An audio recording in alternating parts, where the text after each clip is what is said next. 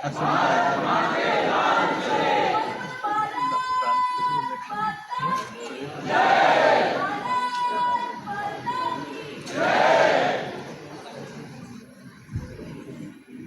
नारा सुनते ही रोम रोम पुलकित हो जाता, आनंद में डूब जाता। कितना अच्छा लगता है।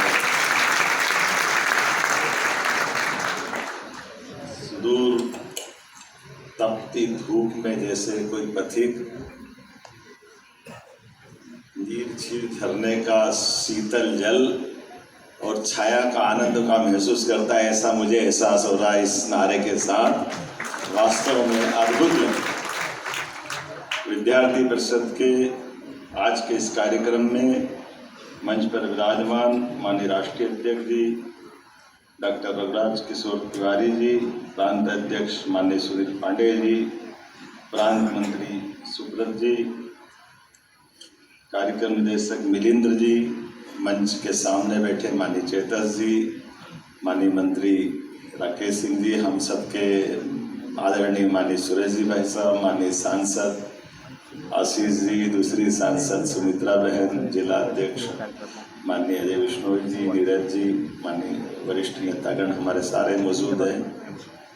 मैं आज के इस अवसर पर ये बात सही है, प्री केलकर जी के जीवन के आधार पर उनके जीवन की विविध अलग अलग प्रकार की घटनाओं के साथ उनके जीवन की यात्रा में विद्यार्थी परिषद का सच में वो देदीप्यमान सूरज के समान थे। 1959 से जब वो परिषद में आए और परिषद से संपर्क आने के बाद परिषद का जो वर्तमान का स्वरूप दिखाई देता है, उसके वो नींव के पत्थर थे। जिस प्रकार से उन्होंने काम किया, ये बात भी सही है।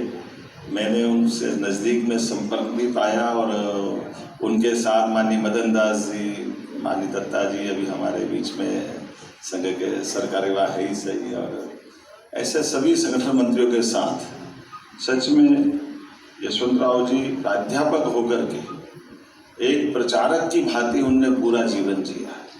और उनके लिए विद्यार्थी परिषद का उस दौर में, जब थोड़ा आज़ादी के बाद का भी दौर था और उस दौर में जब कम्युनिज्म हावी था, तमाम दूसरे प्रकार के विचारों के साथ छात्रों के बीच में एक अलग प्रकार का वातावरण था। लेकिन आज़ादी के बाद किसी देश के छात्र संगठन का स्वरूप कैसा होना चाहिए, छात्रों का व्यवहार कैसा होना चाहिए, और जो एक शब्द निकलता है कि विद्यार्थी आज का नागरिक है, तो कभी कभी ये कई बार जाने अनजाने, एक बार मुझे भी ध्यान में आता है कि कलेक्टर के हम गए तो मैं भी आया था उस समय, और जैसे अपने मन में भाव रहता हम तो समझ के बात करते हैं, ऐसे में बोल दिया उनने कि आज का विद्यार्थी आज का नागरिक है। तो जैसा है हमको मालूम है, थोड़ा IAS अधिकारी की ठसक भी रहती है, तो कोई बात नहीं। उनने कहा कहाँ से होगा ऐसा, 5वीं का विद्यार्थी कहाँ से नागरिक हो जाएगा। अब हमारे साथ जो गए थे वो थोड़े सज्जन सीधे थे, और उन्होंने कहा कि ठीक है साहब, हम तो कह रहे हैं, हमारी बात तो सुन लो। तो मेरे तुरंत ध्यान में वहीं से आया कि साहब आज का विद्यार्थी आज का नागरिक, लेकिन 5वीं में विद्यार्थी उसकी सदस्यता नहीं देते हैं। सदस्यता तो हमारी जहाँ से देते हैं वहाँ से ज़्यादा उसको मानते हैं। आपने 5वीं में ध्यान दिया क्योंकि आपने तर्क में कुतर्क देख रहे हैं, आप उसका सद्भाव देखो जो बात हमारी हो रही। और ये वास्तव में बात सही है कि कॉलेज जीवन में मैं इस चीज़ को प्रत्यक्ष विद्यार्थी परिषद के माध्यम से सच में मेरे जैसे कई कार्यकर्ता, मैं अनोखा नहीं हूँ, हम में से सब कार्यकर्ता, और ये तो हम लोग राजनीतिक क्षेत्र में तो दिखाई भी दे रहे हैं, जो राजनीतिक क्षेत्र में नहीं है ऐसे हजारों लाखों कार्यकर्ता परिषद के कारण से हमारे जीवन में, अपने कॉलेज जीवन में, पढ़ाई के साथ साथ व्यक्तिगत जीवन में हमारे गुण अवगुण पे चर्चा करने के लिए कोई मंच है तो वो विद्यार्थी परिषद। और ये कितना सरलता से, कितने अच्छे प्रकार से सिखाते हैं। मेरा एक अनुभव सुनाता हूँ, मेरे को बड़ा अटपटा लगता, आज भी शर्म आती। जबलपुर में हमारी रजनी लांडे जी संगठन मंत्री थी। मैं ऐसे ही परिषद के उस समय आगे साइंस कॉलेज में चूँकि लगातार हार रहे थे, हारने के बाद हमको लड़ाया, थोड़ा पारिवारिक बैकग्राउंड और कॉलेज में चपलता के कारण से फर्स्ट ईयर में चुनाव जीत गए तो नगर मंत्री बन गए, और नगर मंत्री बन गए तो नगर मंत्री बनने के बाद उन्होंने कहा विवेकानंद जयंती का संचालन आपको करना, पूरा कार्यक्रम ये वो फलाना पूरा। अब मैं भी बिल्कुल जुलाई में जुड़ा ही था और जनवरी में ये कार्यक्रम आ गया। तो थोड़ा मुझे लगा कि हाँ ठीक है, इनका सुन लिया, फिर मेरे से क्या जरूरी है, मैं नहीं जाऊँगा तो भी क्या फ़र्क पड़ेगा। तो अपने जैसे स्वभाव था, मैं अखड़े उखड़े से आया और आने के बाद थोड़ा अफसोस हुआ कि चलो छोड़ो, कौन चक्कर में पड़े। लेकिन परिषद के लोग पक्का वाले लेते, वो ढूंढते हुए ऑटो लेके घर आए, घर से उठाया, घर से ले जाए, चलो तुम्हारा ही संचालन। मैं अपने आप में आज भी सोचता हूँ कि इतना संकोच लगता है कि क्या अपन भी कैसी बात कर रहे हैं, वो मेरे को संचालन दे रहा है, अच्छा काम कर रहे हैं, लेकिन हमारी नादानी है कि हम कह रहे हैं कि ठीक है कोई भी कर लेगा, हमारा क्या फर्क पड़ रहा है। तो ये जो परिषद की छोटी छोटी बातें रहती, वाकई वो अपने जीवन में अमिट छाप छोड़ती विद्यार्थी परिषद के माध्यम से। ये जो सामाजिक समरसता का विषय आता है, मुझे ध्यान में आता है कि कई सारे विषय विद्यार्थी परिषद के कारण आज भी मैं उसको अपने तरह से कोशिश करता हूँ, और मेरे जैसे बहुत लोग करते भी, कि हमारे साथ अगर हम सामाजिक समरसता की बात कर रहे हैं तो कहने से काम नहीं चलेगा, करके दिखाना पड़ेगा। तो मैं इस बात का प्रयास करता हूँ कि ये अपनी जो बातें जिस प्रकार की है उसको बोलने के लिए नहीं, हमको करके दिखाना पड़ेगा। जैसे कॉलेज जीवन में चुनाव, अगर छात्र नेता लड़ रहे हैं तो चुनाव में कितनी प्रकार के संकट रहते हम जानते हैं। तो विद्यार्थी परिषद कार्यकर्ता कभी नकल नहीं करेगा, और अगर नकल नहीं करेगा तो उसके लिए डबल ध्यान रखना पड़ेगा। कॉलेज में भी उसको अपनी कैनवसिंग करना है, बाद में पढ़ने भी जाना है, और अलग से कोचिंग या घर में जा कर के पढ़ना कई बार बड़ी चुनौती के बीच में ध्यान में आता है। अभी भी हमारे डॉक्टर रमाकांत नागर केमिस्ट्री के प्रोफेसर हैं, मैं सुबह उनके यहाँ 5 बजे जाके पढ़ के आता था, क्योंकि मालूम कि 10 बजे बाद से 5 बजे तक कॉलेज में पढ़ नहीं पाएंगे। वो भी बेचारे इतने अच्छे मन के थे कि प्रशीलचंद कैलाशी जी जो जुलूसी पढ़ाते थे, ये ऐसे लोग हैं जिनको अपनी सुविधा से आप 10 बजे आओ, रात में 11 बजे आओ, सुबह 5 बजे आ जाओ, लेकिन केवल विद्यार्थी परिषद कार्यकर्ता, तो उसके कारण से वो वाकई अद्भुत हमको ध्यान दिलाते हैं। और ये इतना अच्छा लगता है कि परिषद के बीच में से सीखे हुए कार्यकर्ता जिनको आज अपन मंच दे रहे हैं, कोई कार्यक्रम दे रहे हैं, तो एक बार आदत भी कैसी डालते हैं, जैसे शिक्षक और छात्र अध्यक्ष और मंत्री बनेगा, और मंत्री बनने के बाद जरूर नहीं कि मंच पे बैठेगा, अगली बार नीचे बिठाएंगे तो नीचे बैठेगा, और सारा काम उससे कराएंगे जो नीचे बैठा है, और मंच पे कोई और बैठेगा तो नया आदमी तो उसको समझ में नहीं आता ये क्या नाटक है। सर मैंने तो मेहनत करी, मेरे को वहाँ बिठा दिए, और जिनने काम नहीं करा उसको ऊपर बिठा दिया। तो ये जो परिषद की आदत बड़ी जोरदार है, इसको सीखने लायक है, और जो जितना पुराना उसको वैसे सिखाते जाते। एकदम नए कार्यकर्ता को चमक दमक में ऊपर बिठा देंगे, और धीरे धीरे मालूम पड़ा उसको कम नीचे कर देंगे, पता ही नहीं चल रहा। लेकिन नीचे करने का मतलब नीचे नहीं है, उसको वो आगे बढ़ाना। ये जो पारिवारिक भाव से सिखाना है, और जो उसको आता है वो और अच्छा कैसे आता, जो नहीं आता उसमें कैसे पक्का। ये जो यशवंतराव केलकर जी ने शुरुआत की, सच में एक बार कभी कभी हम राजनीतिक क्षेत्र में अपन कई जगह लगता है कि मैंने बहुत अच्छा भाषण दे दिया, मेरे बोलने से मजा आ गया। तो ये स्वांत सुख है, ये आपकी आत्मा के लिए, बोलने से नहीं हो रहा। हमारे बोलने से कोई कार्यकर्ता पे असर होगा, ये गलत हो जाएगा, अगर पूरी तरह तो गलत नहीं होगा, लेकिन इसका असर तात्कालिक रहेगा। आपके आचरण से असर होगा, आप उसके साथ व्यक्तिगत रूप से क्या व्यवहार कर रहे हैं, आप उसके साथ आत्मीयता के साथ व्यवहार करोगे, आप उसकी सुख दुख की निजी जिंदगी की चिंता करोगे। वास्तव में जो बताया गया, ऐसे कई विद्यार्थी के नाम बता सकता हूँ मैं। अपने साथ माननीय शालिग्राम जी का संबंध आया यशवंतराव जी के माध्यम से, बाद में मदन दास जी के माध्यम से। तो कई कार्यकर्ताओं को जानता हूँ जिनने पढ़ने के बाद क्या करना, तो उन्होंने कहा क्या करना, एक काम करो, ये थोड़े पैसे लो, तुम धंधा चालू करो, कोई बैंक में ले जा करके बैंक का फाइनेंस करा कर। मुझे 10 कार्यकर्ताओं के ध्यान में आए, मेरा भी अपने जीवन काल में जब ध्यान में आया, तो उन्होंने कहा तुम अपने काम करते करते अपना व्यवसाय अपना स्वयं का करो, क्योंकि व्यवसाय स्वयं का करेंगे तो अपने एक स्वाभिमान से। मेरे पिताजी उसी लाइन के थे। थोड़े दिन पिताजी को पहले थोड़ा पल्ले कम पड़ता था कि ये क्या मालूम कहाँ ले जाते क्या करते, वो अपना दुकान चलाए बढ़िया, वो काम करता है। एक तो कॉलेज में दिन भर चले जाते हो, बाद में फिर ये कहीं पकड़ के ले जाते हैं। तो साल 1.5 साल 2 साल तो थोड़ा उनको कन्फ्यूजन हुआ, बाद में धीरे धीरे ध्यान में आया कि ये अच्छे समझदार लोग, अच्छे लोग हैं। तो आगे चल करके जब मैं लगातार दौड़ के काम करते करते थोड़ी सी कॉलेज जीवन के बाद अपने राजनीतिक क्षेत्र में तो नहीं आए, लेकिन विद्यार्थी परिषद के कारण से छात्र नेताओं का एक पहचान थी। तो हर साल चुनाव जीतना, जैसे मैंने बताया कि फर्स्ट ईयर में चुनाव जीत गया, फिर सेकेंड ईयर में प्रेसिडेंट बन गया। मेडिकल कॉलेज में एडमिशन हो गया था तो उसके पहले उन्होंने कहा नहीं अपने को तो परिषद पे इधर आना, उधर कहाँ MBBS गए, चलो छोड़ो इधर आओ वापस। तो थोड़े घर वालों को भी अटपटा लगा कि ये कौन सा परिषद है यार, डॉक्टर बन रहा था इसको वापस BSc करा रहे। हमने कहा नहीं ये बड़े लोग जो कह रहे हैं इनकी बात मानो। तो मैंने कहा ठीक है मान लो भाई, तुम जाना, हमको तो कुछ नहीं करना है, हमारा क्या करना है। लेकिन ये जो बारीक बारीक बातों को देखने का, राष्ट्रीय मंत्री बनने के बाद में मुझे संघ का काम स्वयं विभाग कार्यवाह बनना चाहिए। अब ये मेरे को उस समय पल्ले नहीं पड़ी, लेकिन ये ध्यान में ये आया कि वास्तव में विद्यार्थी परिषद के रहने के कारण से ऐसी सारी चीज़ों का कि हमको अपने मन में अहंकार नहीं लाना। काम कर रहे हैं तो काम में डूब के करो, बहुत करो, लेकिन काम के आधार पर व्यक्तिगत रूप से अपने को बड़ा मान लोगे तो छोटे नहीं बन पाओगे, छोटे नहीं बनोगे तो बड़ा काम नहीं कर पाओगे। ये जो छोटी छोटी बातों की समझ देने का काम पड़ा। अब मैं वास्तव में पलट के देखता हूँ तो मेरे घर के अंदर ही जब रात दिन दौड़ दौड़ के बहुत काम करा और घर से लगातार भागते रहिए तो घर वालों ने, परिषद के लोगों का क्या असर रहता है एक एक कार्यकर्ता की चिंता करने का विषय।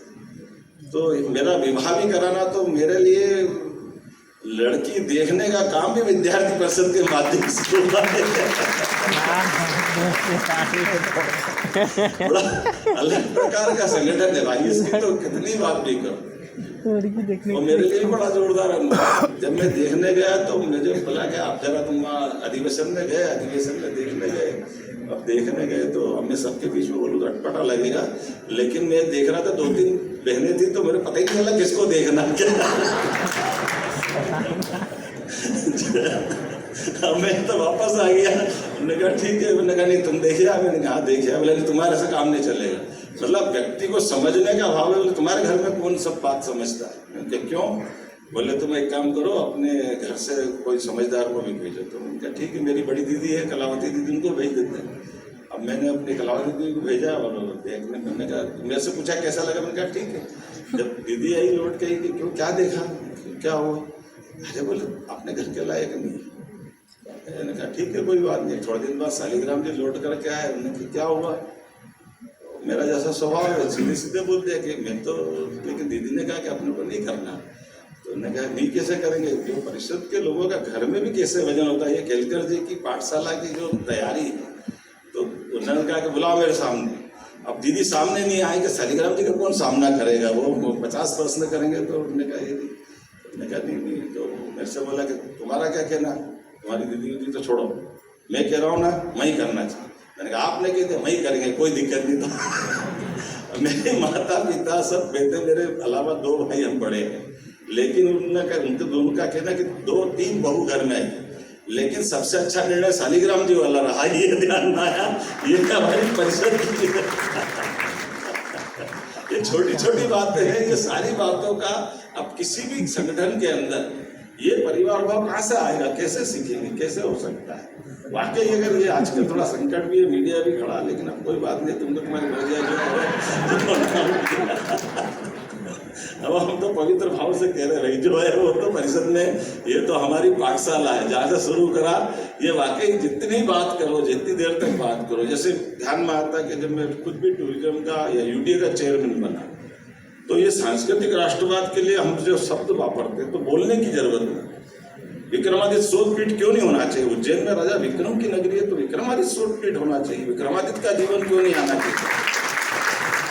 राजनीतिक क्षेत्र अपना है। तो मेरे कुछ थोड़े अच्छे राजनीतिक दोस्त थे दिल्ली वाले, वो कहते यार तुम कभी ये फालतू राजनीति में ये नए आइटम मत लाओ, तुम कभी विक्रमादित्य लाओगे, कभी शिप्रा परिक्रमा लाओगे, कभी वो अपने वैदिक घड़ी की बात आई तो बोले समय गणना का केंद्र भी होना चाहिए, भी होना चाहिए। पहले सब इतने सारे आइटम्स राजनीति में, राजनीति शुद्ध राजनीति करो, चुनाव जीतो, आगे बढ़ो, फलाना तुम्हारा काम तुम करो। मैं जहाँ से सीख के आया, हमारा राजनीतिक क्षेत्र में ऐसे प्रकल्प पे काम करना चाहिए, यही तो सीखता है। मुझे गर्व है कि वो सारे प्रकल्पों पे काम, चाहे टूरिज्म में रहा, चाहे UDA में रहा, चाहे शिक्षा मंत्री बनना, चाहे आज का मौका आया। कितना अच्छा लगता है कि हमारी वैदिक घड़ी का लोकार्पण माननीय प्रधानमंत्री करते हैं, हमारे लिए सौभाग्य की।